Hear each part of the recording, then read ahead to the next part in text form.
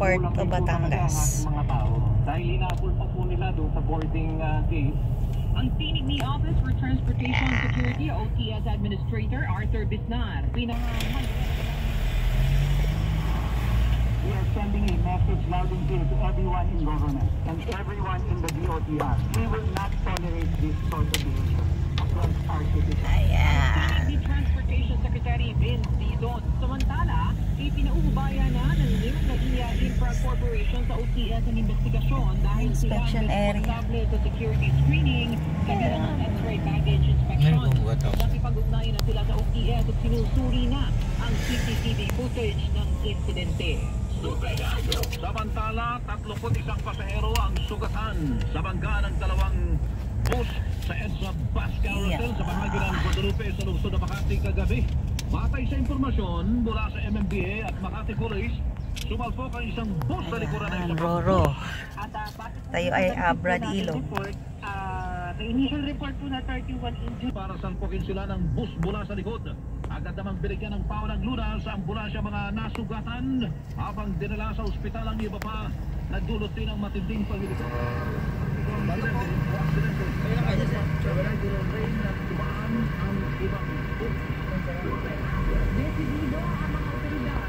So, babayad tayo.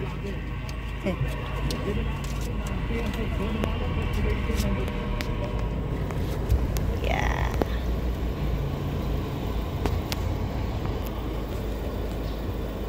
Coast Guard Station, Batangas. Babayad tayo dito. 129. Ano ba yan? Bayad sa? Arastre. Ha? Arastre. Ano yung ibig sabihin nun? Port. Ang Pabito Laguna ay kanilang sinusubkop. Pagkatapos tinatakot yung mga nakatira. Inaari nila Parang port ang mga lupang ito. terminal P. General Nicolas Torres III, Director ng PNP Criminal Investigation and Detection Group. Dagdag pa nito rin napagalaman ng inihanda na ang patong-patong Tapos pipila na kami. ng grupo. May alok na 200,000 pesos na Ang Abra. Sa paligid ng ilang kapana nito, sa naturang barangay, Yun, makakatwa ng Anawangin at nagsasako na kilalang tourist spot. Alas 12:45 na madaling araw, kanina nang maapura ang sunog. Patuloy namang inaalam ang Pantay na tayo din eh. ang pinsala. So, hindi naman bawal, di ba? Marami na tayong nakapila. May sagot na. Ang ating bagong OTS. Dito na rin binabayaran dati. Pwede. Di ba sinisingil na rin tayo dito? Protection mo rin yun. Bayad sa car. Bilang ikaw yung pinagbibintangan kung sakasakaling may pinibintang kayo, di ba? Hantay tayo Protection mo na rin yun na kung ano talaga yung maniningil. At wala namang masama dahil gamit mo naman yung Bayad na siguro tayo. Yung overdesign yung design. Kasi doon siya na-arto yan eh. Galing siya sa Santa Maria side, nakadaan na siya ng siyam doon sa pansampo na arko. Parang may bumigay na isang connection. At isang connection lang ang bumigay. Kahit overdesign ko siya ng 50%, kung triple naman yung Okay. ang bumagsak na expand yung ikasampu. Nakadaan yung dalawang truck doon sa ano, doon sa siyam. Saka doon sa ano, pang labing isa sa kapandil, Pipila na. nakadaan yung ano, doon na unang truck. Sabi niyo nga kanina kailangan ng forensic engineer para malaman kung ano. Pati yan yung klase ng semento, masusuri ba dyan yung mga PSA kung tawagin? Oo, pero kahit kahit na maayos ang pagkagawa, kung sobra-sobra yung load, triple siya kunyari sa ginamit sa design. At yung pinagbasihan sa pag-construct.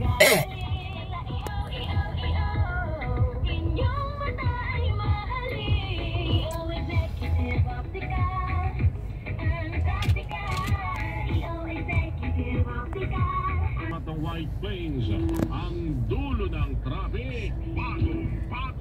Kami na, pasok na kami. Sa lungsod ng Maynila, isinasa ilalim na po sa rehabilitasyon. Nabungkan na ang halos 50 metrong haba ng dalawang linya ng Taft Avenue sa tapat po yan ng Luneta. Bahagi ito ng 3 buwang road rehabilitation ng DPWH sa baku-bakong bahagi ng Taft Avenue. Sa ngayon, 2 linya lamang po ng Taft Avenue ang nadaraan na mga sasakyan sa tapat yan ng Luneta. Mga motorista nakahinga ng maluwag dahil sa malakihang bawas presyo sa produktong petrolyo ngayong araw. Ayon sa mga jeepney at taxi drivers sa Marcos Highway, malaking tulong para sa kanila ang rollback, lalo't napakataas ng presyo ng mga bilihin sa ngayon. Dahil din sa rollback, Here we are. Santa Ibanda. ng Malacanang ay Kepalas Press Officer Attorney Claire Castro handang magtulungan ng iba't ibang ahensya ng pamahalaan para matiyak ang kaligtasan ng mga hayop, lalo na mga nasa sektor ng agrikultura. Kailangan na niyang matiyak ang sapat Na umabot na ngayon sa 56. Wala naman pong naitatanang namatay sa dengue sa naturang lugar. So, nakapark na kami. Yan.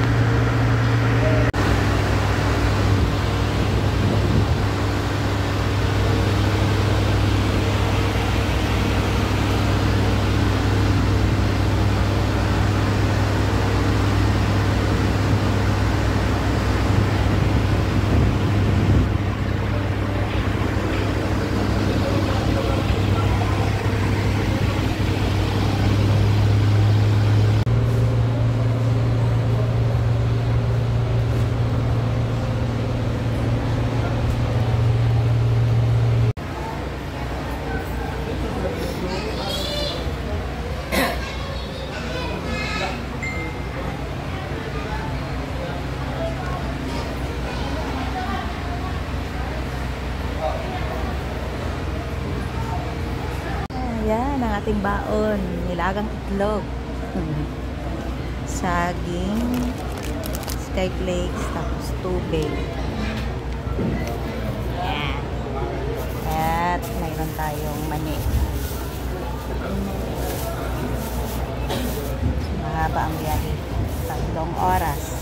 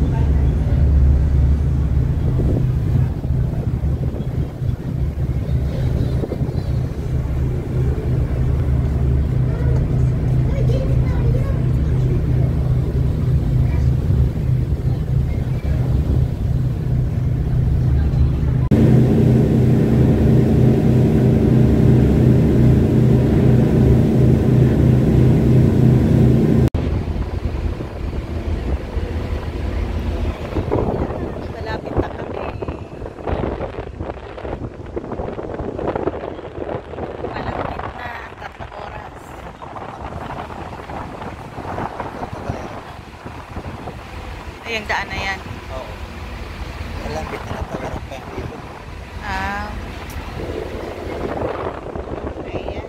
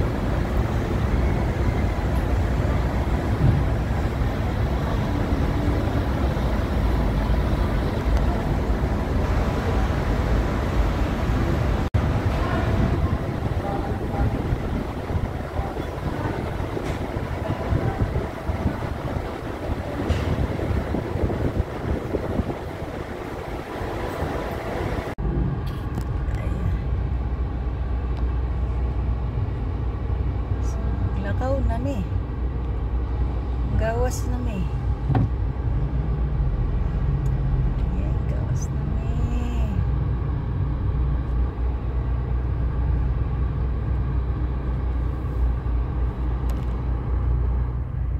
Salamat Panginoon sa biyaya ng pamilya na iyong pinagkatiwala sa amin. Tunay nga na ang pundasyon ng bawat pamilya ay ang matatag na pagsasamang mag-asawa.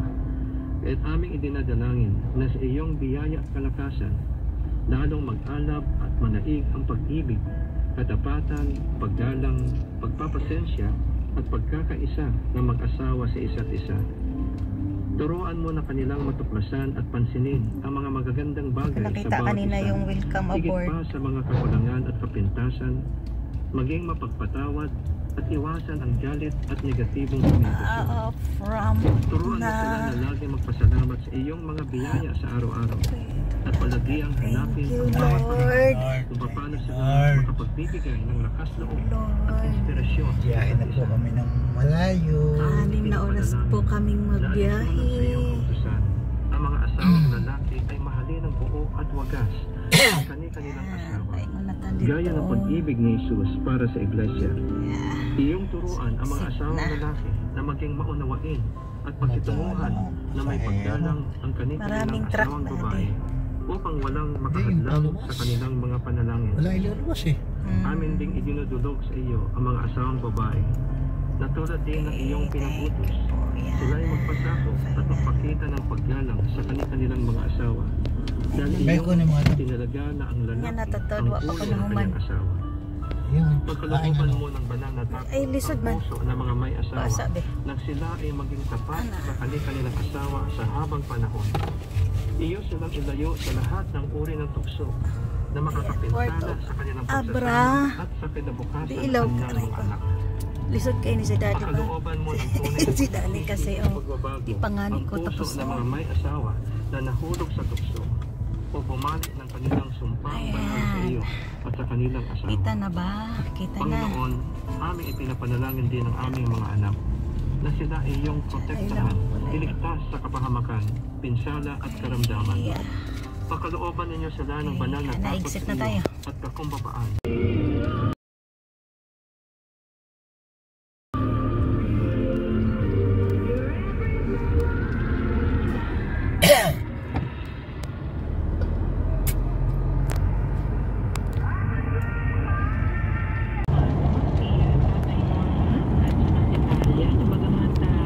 Nagkahiwalay po sila.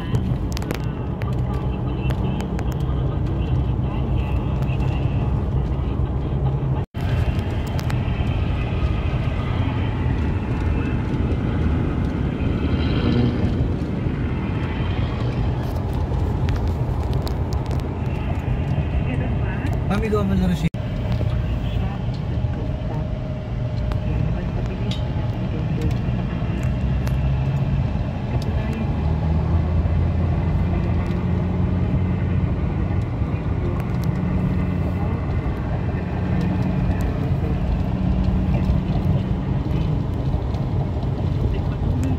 Ganda na. At ang ano din ang bundok ko na. Triangle.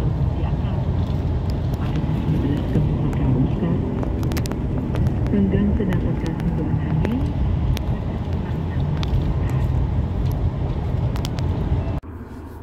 So, meron tayo ditong red ribbon. Kasalubong natin sa ating mga customer dito sa Mindoro Occidental. Apat tayo na customer. Request nila yan, red ribbon.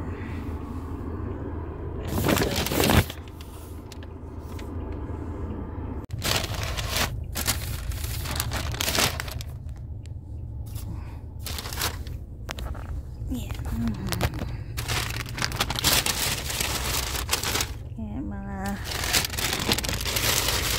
kasi hindi tayo makadala ng cake dahil malayo pa, matutunaw ang cake. Yung mga dinadala natin na assorted na ensaymada, ano pa ba, assorted mamon,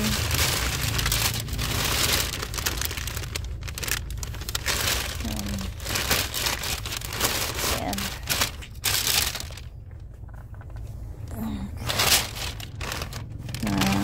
Naibigay na natin yung para sa Ideal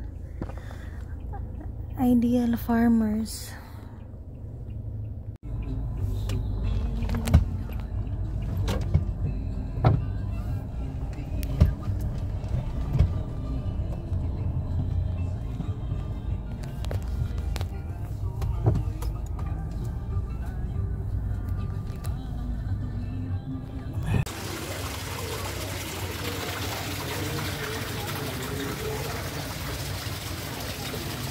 Grabe, ang lalaki, oh.